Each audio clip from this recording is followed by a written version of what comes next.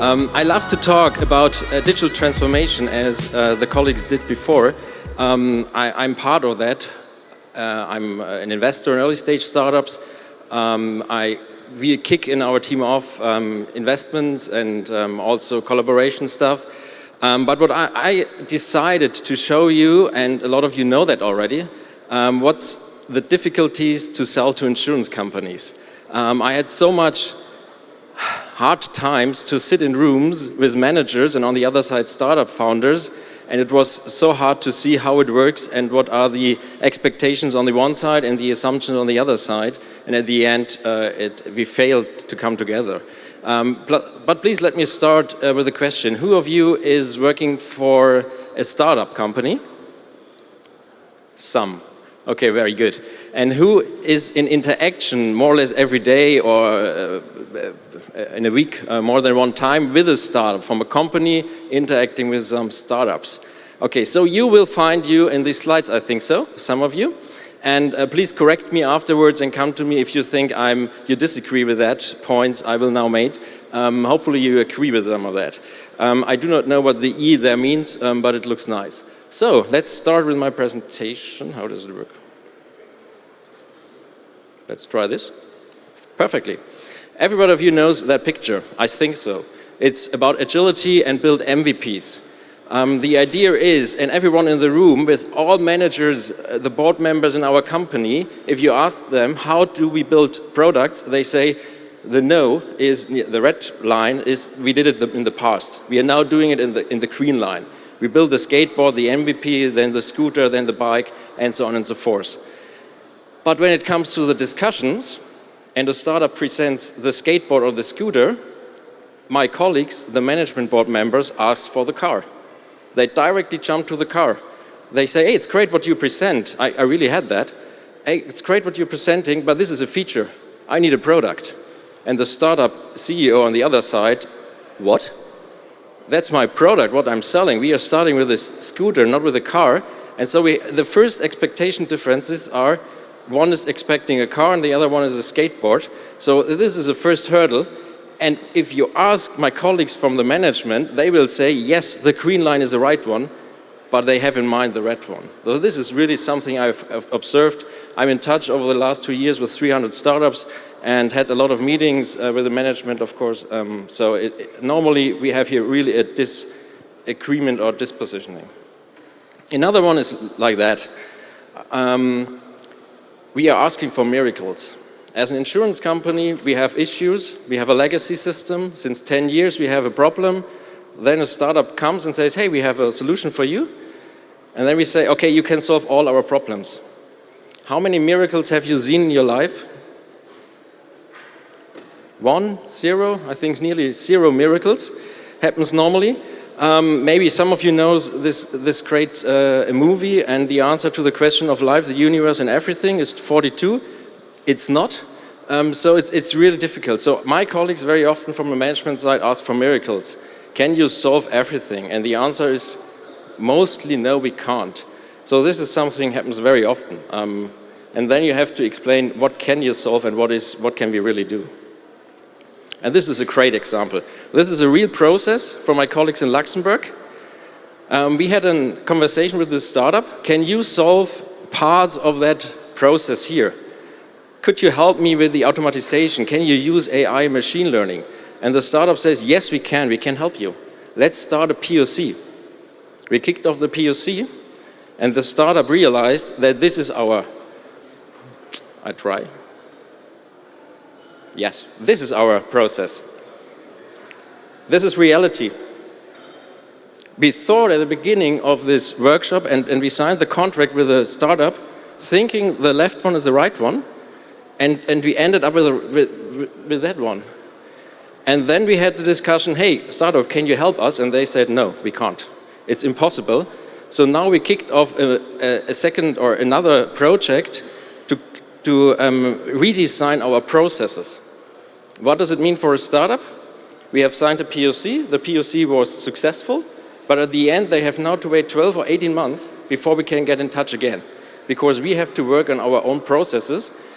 We were really happy that someone analyzed our processes. That's great. but that was not the goal of the POC. So it was really a disaster for the startup to realize, hey, you do not know what you're doing. We ended up with, let's talk again in 12 months.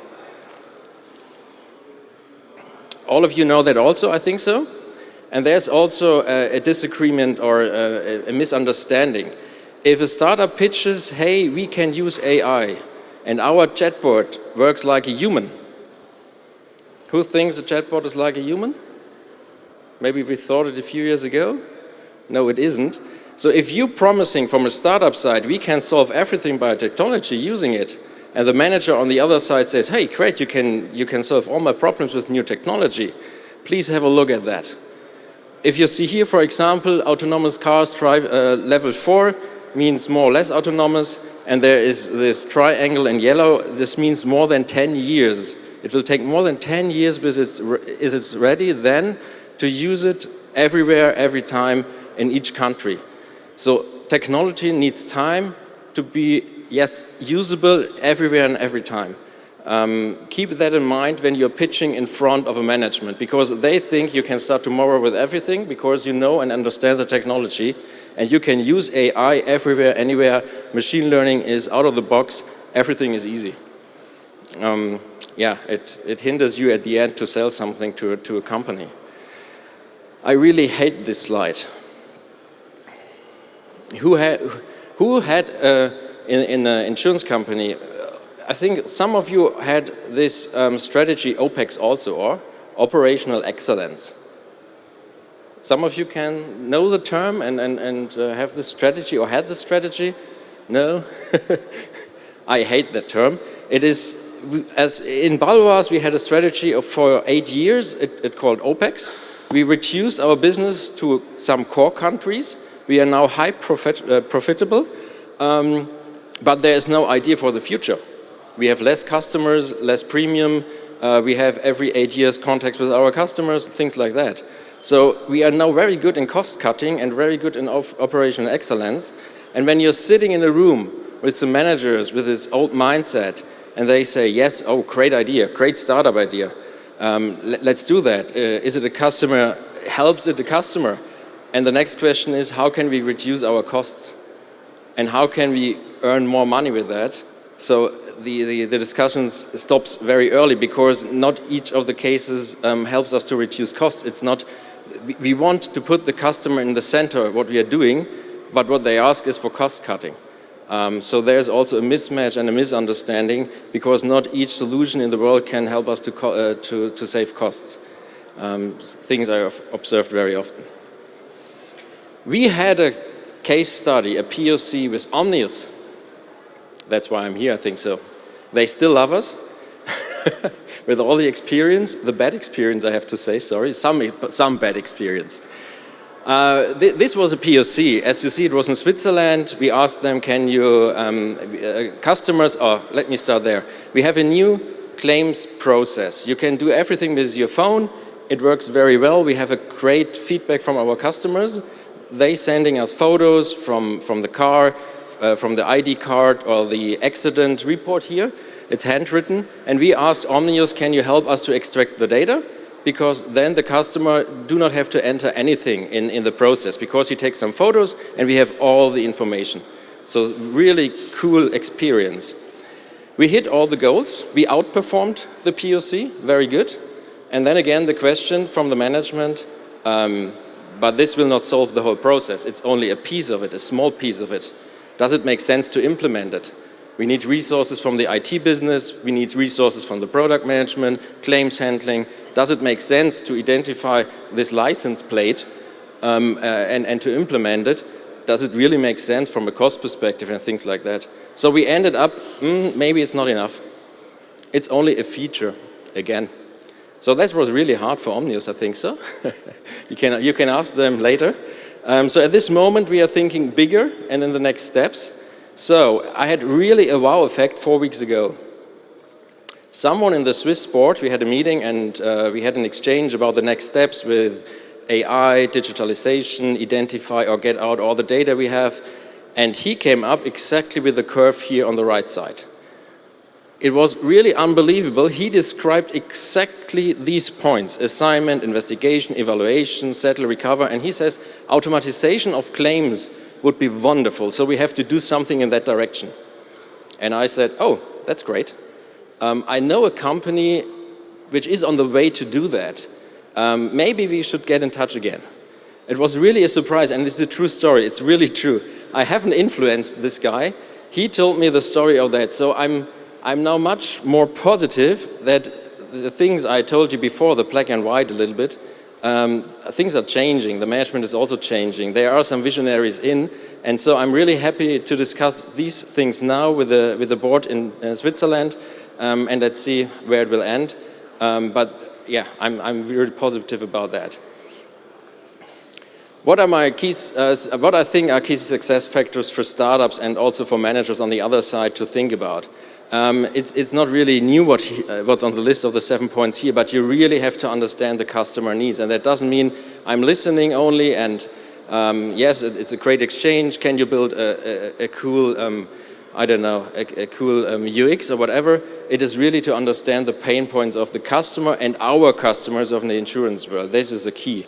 Willingness for payment, to pay something for that, so important. You can have the greatest product and the greatest ideas, but if there's no one who wants to pay something for it, you will fail. Whom do I have to convince? It's so important for the sales colleagues. Is it the underwriter? Is it the team lead of the underwriters? Is it a management board member, or who is it? Whom do I have to convince, or all of them, to explain what are we doing and how could it be helpful for your company? Identify the hot leads. You can do hundreds of POCs, hundreds really, and this is important to learn, but you have to identify the real hot leads. That means some companies are well known for great POCs, but to convert these into real contracts, they are not very good in. So yeah, you have to separate these hot leads to the warm leads, I would say, not the cold leads. Stick to your plan. You will receive so much advice on your way. You have to change a bit in this direction or that direction. Then maybe it fits into our process. Stick to your plan. Think about it. What is the feedback? Reflect on your feedback, point number 6. And take your time to reflect. What is the feedback? Have we to stick on our plan, or what can we do? What have we to change? How can we go faster? How can we, at the end, sign the contract? And the final point is you need the right network to open doors, to have the right investors, like us, hopefully. Have a good network to open doors, have a good network to other companies, other startups like here. So this is really, really important. And my last point, I would leave you with that. Think big, but start small. And this is for both. A management or insurance company cannot have the expectations that we will change everything with the new technologies, with the digital transformation. We have to start small, but of course we want to change the world, so let's think big, but the same for a startup. Let's start things small and think big. Thanks.